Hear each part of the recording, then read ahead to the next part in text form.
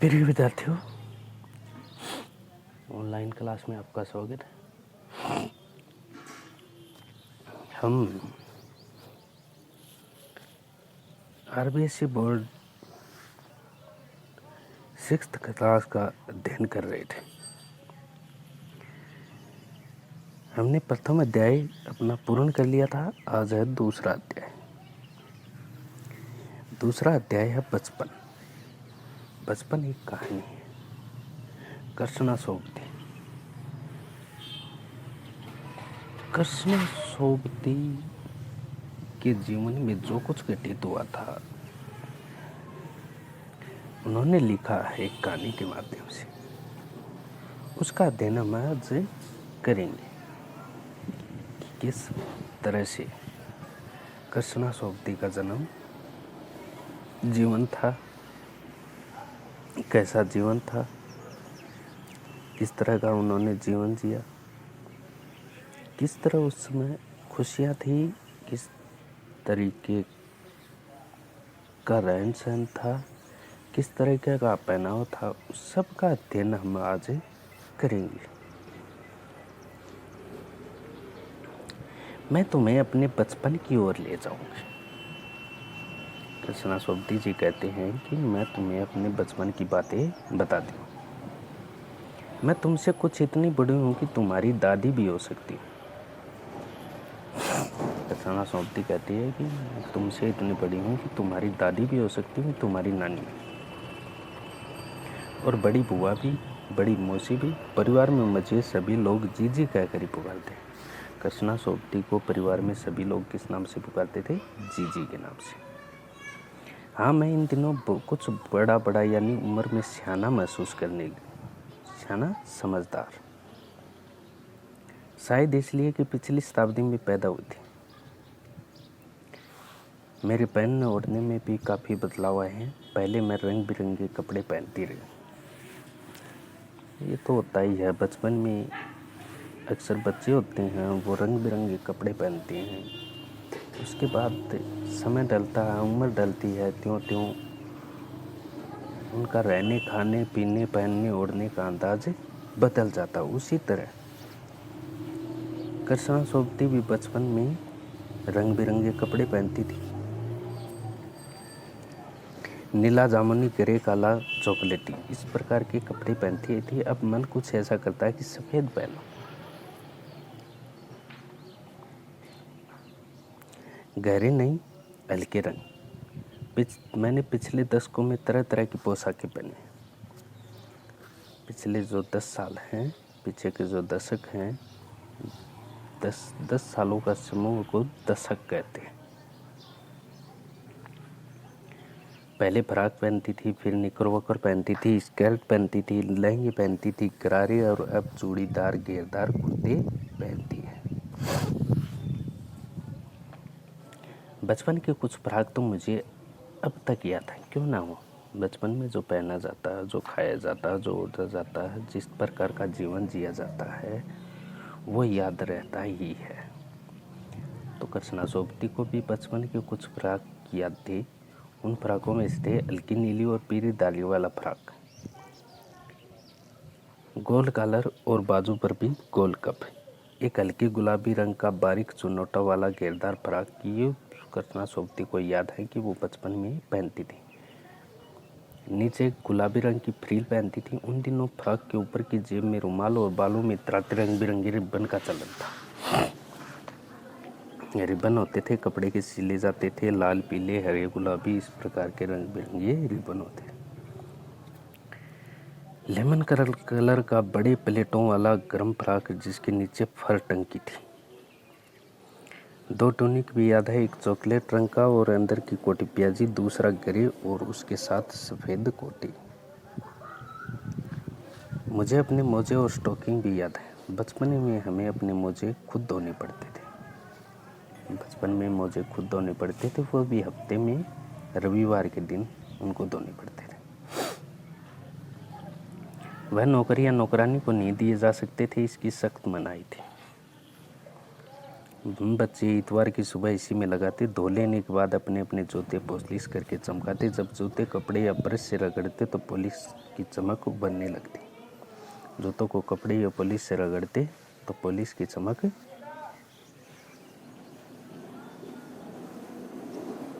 जूतों को कपड़े या ब्रश से रगड़ते तो पॉलिश की चमक उभरने लगती थी। पॉलिश और भी चमक देती थी। सर्वर मुझे आज भी बूट पॉलिश करना अच्छा लगता है, क्योंकि उस समय बूट पॉलिश करनी सीखा हुआ था, तो आज भी उन्हें अच्छा लगता है। हालांकि अब नई नई किस्म के जूते आ चुके हैं, शू आ चुके हैं। कहना होगा कि ये पहले से कहीं ज़्यादा आराम थे। हमें जब नए जूते मिलते उसके साथ ही छालों का इलाज शुरू हो जाता। नए जूते आते थे, चमड़े के जूते आते थे, पॉलिश करनी होती थी, उसके साथ ही छालों का इलाज। जो जूते पहनते थे तो पैरों में ऊपरी हिस्सों में छाले पड़ जाते थे और उन छालों का इलाज शुरू करना था।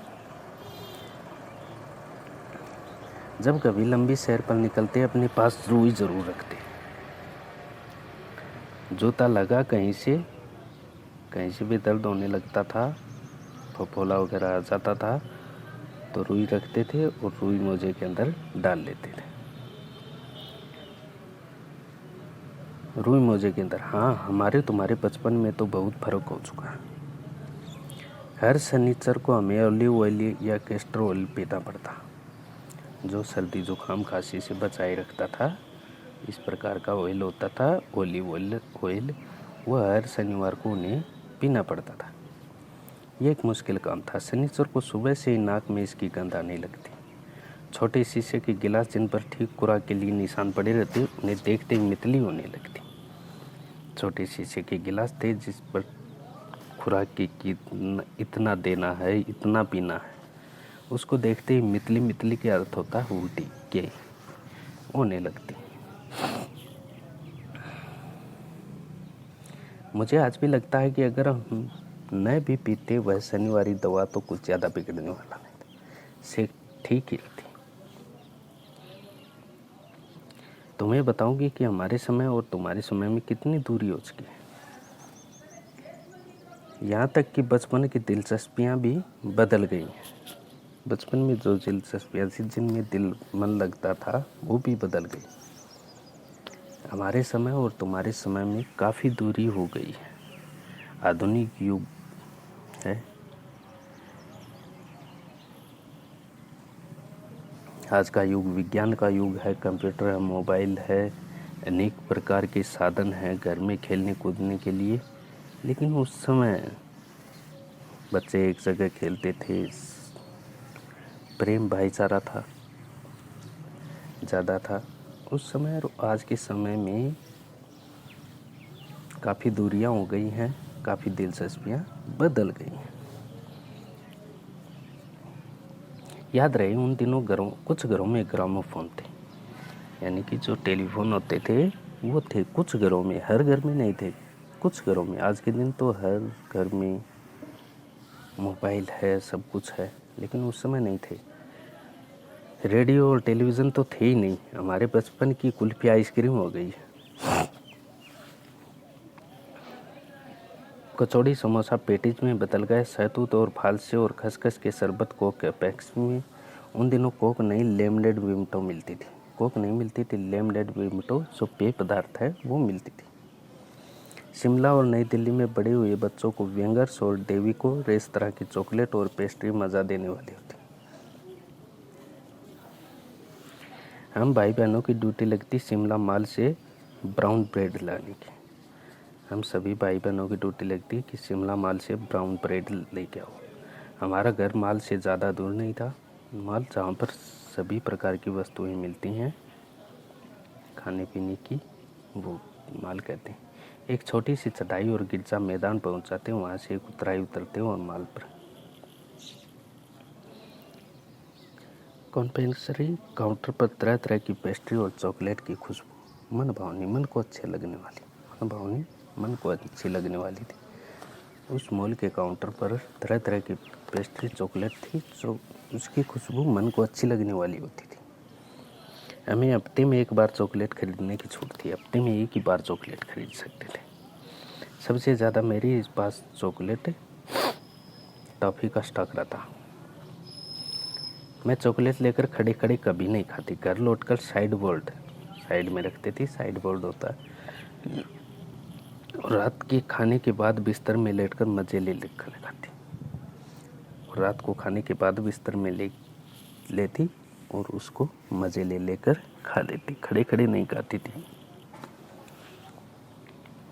शिमला के काफल भी बहुत याद आते हैं, खट्टे मीठे काफल होते हैं। खाने के होते हैं कुछ एकदम लाल, कुछ गुलाबी, रसभरी, कस्मल, सोचकर ही मुंह में पानी भरा है। चेस्टनट एक और गजब की चीज, आग पर भुने जाते और फिर छिलके उतार कर मुंह में खाए जाते। चने जोर गरम और अनारदाने का चूर्ण। हाँ, चने जोर गरम की पुड़िया जो तब थी वह अब भी नजर आती। पुराने कागजों से बनाई हुई इस पुड़िया में निरा हाथ का कमाल है। नीचे से तिरछे लपेटते हुए ऊपर से इतनी चौड़ी कि चने आसानी से हथेली पर पहुंच जाए।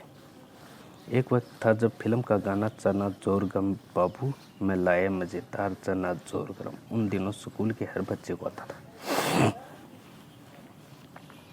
कुछ बच्चे पुड़िया पर तेज मसाला बुरकवाते, पूरा गिरजा मैदान घूमने तक ये पुड़िया चलती। एक एक चना पापड़ी मुंह में डालने और कदम उठाने में एक खासी लय रफ्तार थी।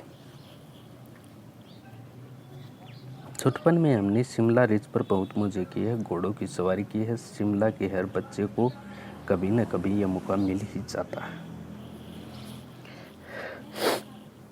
हम जाने क्यों घोड़ों को कुछ कमतर करके समझते, उन पर हंसते थे। ननिहाल के घोड़े खूब अष्टपुष्ट और खूबसूरत, उनकी तो बात फिर कभी। शाम को रंग बिरंगे गुब्बारे, सामने जाखू का पहाड़,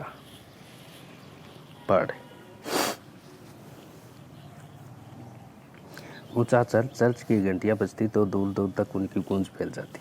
लगता है इसके संगीत से प्रभु यीशु स्वयं कुछ कह रहे हैं।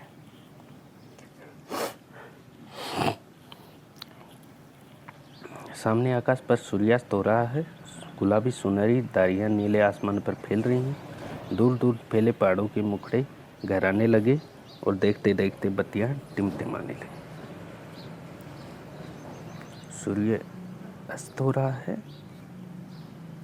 गुलाबी सुनहरी धारियां नीले आसमान में फैल रही हैं। दूर दूर पहाड़ों के मुखड़े गहराने लगे हैं, गहराते जा रहे हैं। देखते देखते बत्तियां जला दी गई हैं। रिज पर की रौनक और माल की दुकानों की चमक के भी क्या करें। स्कैंडल पॉइंट की भीड़ से उभरता कोलाल सरोवर। स्कैंडल पॉइंट के ठीक सामने उन दिनों एक दुकान हुआ करती थी, जिसके शोरूम में शिमला कालका जो ट्रेन चलती थी उसका मॉडल बना हुआ था। इसकी पटरियां, उस पर खड़ी छोटे छोटे डिब्बों वाली ट्रेन, एक और लालटीन की छत वाला स्टेशन और सामने सिग्नल देता खंभा, थोड़ी थोड़ी दूर पर बनी सुरंग। पिछली सदी में तेज रफ्तार वाली गाड़ी वही थी, शिमला कालका ट्रेन।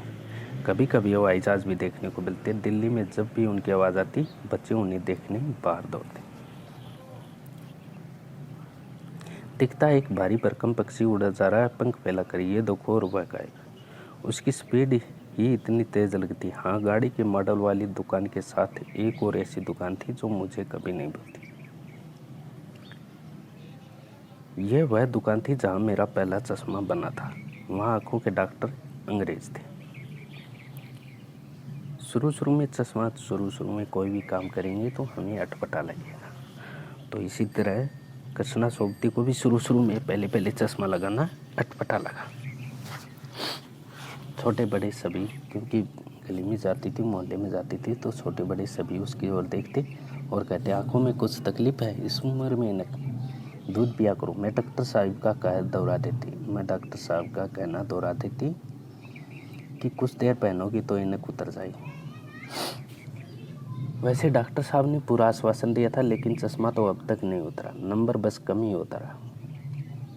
मैं अपने आप इसकी जिम्मेवार हूँ। जब आप दिन की रोशनी को छोड़कर रात में टेबल लैंप के सामने काम करेंगे तो इसके अलावा और क्या होगा। हाँ, जब पहली बार मैंने चश्मा लगाया तो मेरे एक चचेरे भाई ने मुझे छेड़ा, देखो देखो कैसी लग रही है। आँख पर चश्मा लगाया ताकि सोचे दूर की या नहीं, लड़की को मालूम सूरत बनी लंगूर की। यहाँ चचेरे चाचा के लड़के ने उसे छेड़ा था, कहा था कि आँख पर चश्मा लगाने से दूर की सूझती है, दूर तो दिखाई देता है। ये इस लड़की को मालूम नहीं है कि उसकी सूरत लंगूर जैसी बनी हुई है। मैं खिजी कि मुझ पर यो क्यों दोहराया जा रहा है, पर शेर बुरा न लगा। जब वह चाय पीकर चले गए तो मैं अपने कमरे में जाकर आईने के सामने खड़ी हो गई। कई बार अपने को देखा, एक नक उतारी, फिर पहनी, फिर उतारी, देखती रही। सूरत बनी लंगूर की। खुद ही सोचने लगी कि क्या मेरी सूरत लंगूर जैसी लग रही है। फिर कहती नहीं, ऐसा नहीं है कि मेरी सूरत लंगूर जैसी है। फिर कहती हाँ, लग तो रही है लंगूर जैसी। ऐसा सोचती और मन ही मन उदास हो जाती, खुश हो जाती।